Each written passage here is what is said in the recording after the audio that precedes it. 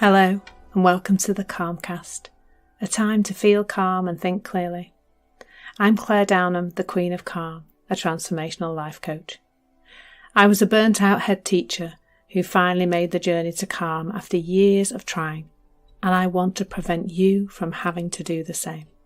The Calmcast is a series of short explorations, gently guiding you back to your natural state, which is calm and clarity.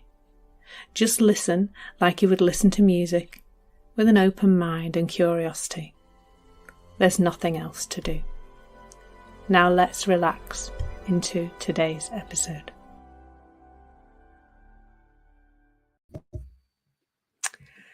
So today we're exploring building resilient relationships with the three principles. And before I start, really, I just want to say that my relationships have been utterly transformed by this understanding.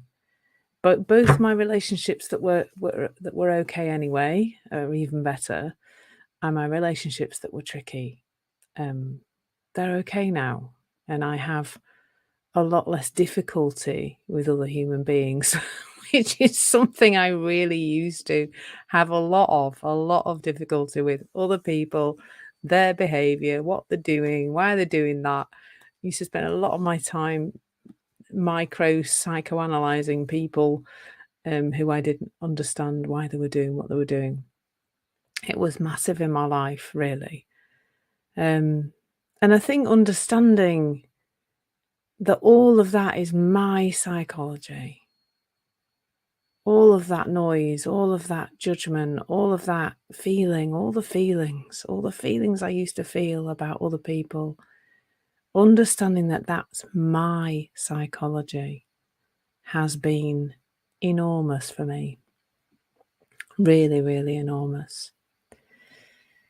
So what's to see around our relationships is huge, really. So obviously we're not going to cover it all, but I do spend a lot of time, I think, with most of my clients discussing relationships. It's other people, isn't it? You know, our circumstances can be difficult. Our, how we see those and how we think about those and our psychology around those can be difficult. But I think that other people are tricky, aren't they? That can be huge for us, absolutely huge. So let's explore this from a three principles perspective. Just a reminder that what the three principles gives us is these three sort of jigsaw pieces that help to start eliminating the confusion and eliminating why we might be suffering so much as human beings. I mean, sometimes it feels like, what's God thinking when, what's the creative power of the universe thinking to create all these human beings who are now suffering so much? Well, it's not that we're suffering. Really, it's that we don't understand what's going on. So the three principles, which are consciousness, thought, and mind, universal intelligence, come together. They're like three pieces, and we can look at each of the pieces. And you'll notice me doing that in these talks, that those three pieces are the three pieces of why we feel everything and anything, and why we do everything and anything, and why we think the way we think. That's all we need. We just need to keep looking towards these three principles. And what's nice about it is that we can see that all of everything that we experience is just part of this human experience created by these three principles, and that nothing weird that's happening to us is unique or different or weird or problematic or psychologically dodgy or mentally ill or any of it. It's all going to be rooted in a misunderstanding of how these three principles are working in our lives and how they create our experience. So fundamentally, when we come to other people, it's really helpful, I think, to first of all talk about how really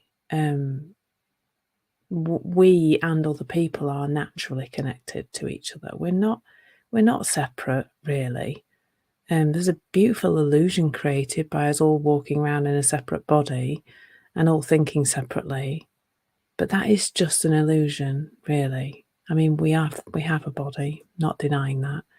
But the main thing that creates that illusion is our thinking. If you take a person who's perhaps racist, for example, when they look at somebody with black skin, they see something different to what I see. They see something different to what other black people see. They see something wrong in the world. Now that lens through which they're looking at the other person will have been created as they would not have been born racist. They may have been born into a very racist family, which is why they are the way they are, or they've had some other experience that has turned them against somebody without the same colour skin as them. But that is just an illusion.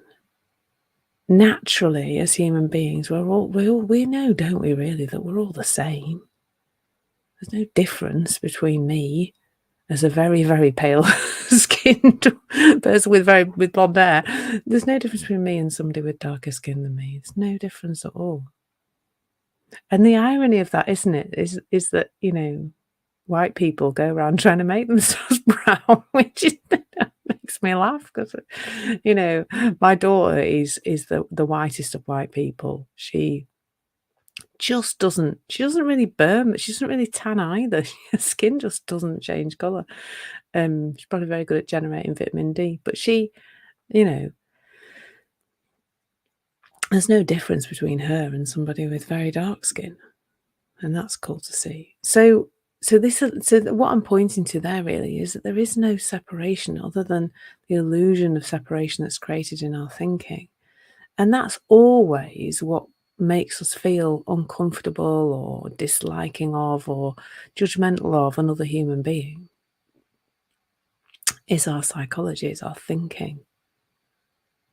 Now, what's really helpful in terms of seeing this is that you know when you're in it because it feels rubbish. If you're judging somebody else, if you're thinking somebody else is wrong, if you think somebody else is making you feel terrible, then that's your judgment. And, excuse me, that's your judgment of that person. That's your thinking about that person. It is not that person. So there's a line we can draw really here where we say, okay, I feel terrible right now. It looks like this other person is creating that feeling. But it never is the other person. It's always how we're thinking about what the other person's doing. So it's our psychology. It is not them. It's our thinking. Now, we don't need to go delving around in the past, but that could just be because we've experienced something similar in the past. We had an uncomfortable experience as a child of some similar behaviour. And our brain is really good at categorising. Well, no, actually, it's diabolical, actually, at categorising it because we'll take something just a little bit similar and it'll go, yep, that's the same. That's the same as this thing that happened to me when I was a child. Or, the example I often use, it's not about relationships, but if somebody as a child stands up in class, reads out their poem, everybody laughs, that person will then probably find it very difficult to speak in front of an audience going forward in life. And they'll take all sorts of scenarios and make it the same. They'll never be stood as an adult in front of, well, unless they're a teacher, but, it's a bit different. But they won't, it's not the same. It's not the same. It's not the same standing up and giving a best man speech as standing up in front of a class of 9-year-olds who can be a bit unpleasant, can't they? The best of times. It's not the same, but we do categorise, and with people, we really do categorise our relationships with those people, and we think they're the same. We really do think they're the same. So that's really cool to see that we're just categorising experiences as being the same, and then we feel that. So where the feeling is coming from is pivotal in this. It really is. Whatever you think your feeling is coming from another person, you will be reacting to that other person. You'll be doing something, saying something, feeling upset with them, whatever it is. You'll be sending rude messages. You'll be, I'm just talking about myself now. You'll be doing things in the world. Like yesterday, I was in a right old. We were doing some decluttering, and I think I'd got a little bit hangry, and I was just in really, really bad mood, and I was, like, really grumpy with Bruce and snappy and kept apologising and then being snappy again, but that's just the way it was, and I don't have any judgment on myself about that, but I do see that it was me, not him. I see it now. At the time, I totally didn't, and of course you don't. You flow in and out of it, but if you can keep looking in this direction and you keep reminding yourself, "Oh, no, that isn't them. They're not doing it. It's me." Keep reminding yourself, then it will bring about, um, some ease around these situations with other people, I think. It really will. So that's the fundamental thing. The fundamental thing is that the feeling isn't coming from them, it's coming from you. And the other thing that I found really interesting around relationships is the amount of baggage that we bring into them. Now, we bring the baggage from the past, our childhood and whatever. We may not be fully aware of that, but we also bring the baggage of that person. I know that with Bruce, because we spend a lot of time together, I do have this idea of what he's like, and therefore I'm quite good at good is probably not the right word. I have a tendency towards noticing when he's doing certain things, both certain things that I don't like.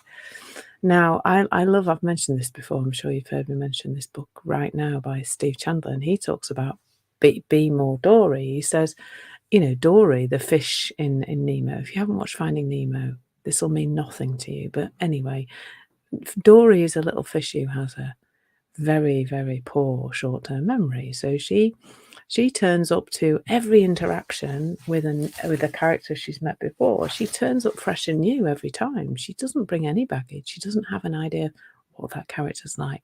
She doesn't bring any of that with her at all. So she always turns up with nothing and has a really nice interaction. Now, I'm not saying it's totally helpful to do that. There will be some people in our lives who it's better to stay away from because they may hurt us or whatever. But we're doing that. It's realizing that we're doing that all day, every day with everyone, and looking to how we can loosen the grip of that and take it a little less seriously and a little lighter. So I think that's me for today. We've really been recently, on Insight Time, I've been exploring this subject of revealing our potential in great depth. And there's two courses now available. There's Calm, Balance and Clarity with Ease, and there's Revealing Your Full Potential with the 3 Principles. Will be the end of June 2023. That's when I'm doing this. We'll be ending this topic of revealing your potential, and next month we'll be exploring productivity, which will be fun. So I hope I've got a few lives on every week. So please do, if you follow me, you'll get notification about those. And I'd love to meet you on one of my lives or otherwise. But in the meantime, have an amazing day. Take care, and I hope we meet again soon. Thank you. Lots of love. Thank you so much for listening. There's nothing to do now but bring some awareness to how this is working out in your life. Listen regularly to experience longer and longer periods of calm. This has been the Calmcast with Clare Downham, Queen of Calm. Take care and keep listening.